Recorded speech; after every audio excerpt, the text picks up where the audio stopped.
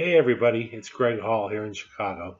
Um, it was hard for me to figure out one or two of my greatest takeaways from this course, but I think as I've practiced creating this video, I've come up with the two things that are probably the most.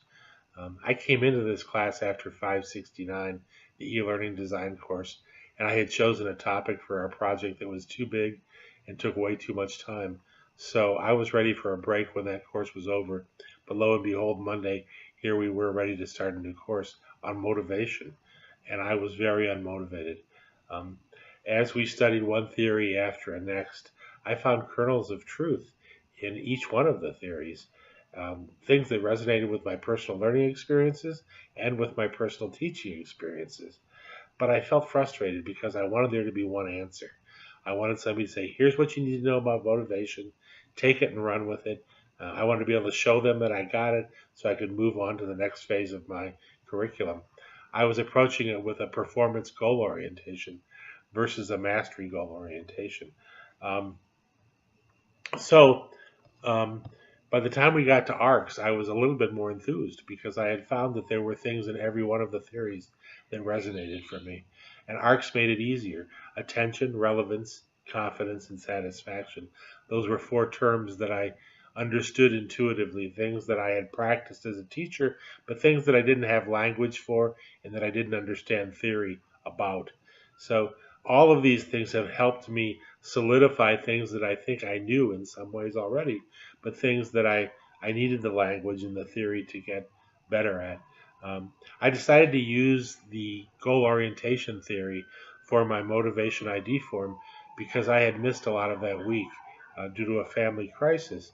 The concepts of mastery and performance orientation really struck a chord for me. It underlined so much of what I had believed was key to effective instruction.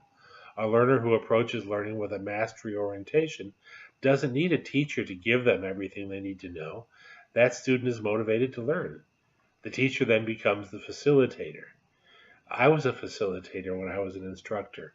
Facilitation comes natural to me. Years ago, in my work with one of the federal education labs, I had a colleague who had an overhead back when we used overheads. And it was a picture of a student whose head was sort of cut in half and it was empty. And the teacher was standing over and pouring a pitcher full of knowledge into the student's head. And the message was, of course, this isn't the way learning happens. Young people come into learning, all people come into learning with knowledge and experience.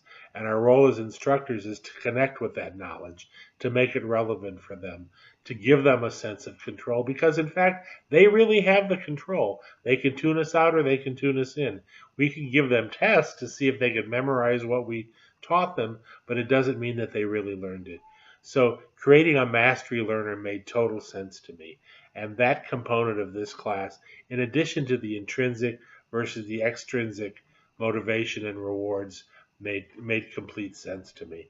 I have been happy to have been exposed to them and to have had the knowledge, the language and the theory to put to the practice that I was lucky enough to have some intuitive sense about.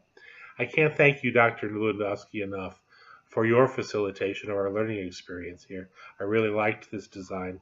I also owe a big thank you to Michael and to Jill, who facilitated our group discussion on goal orientation the week that my mom passed away. And finally, to all of you, I feel like the discussion board has been so helpful to me this course. Onward and upward for all of us, and good luck as you move forward, everybody.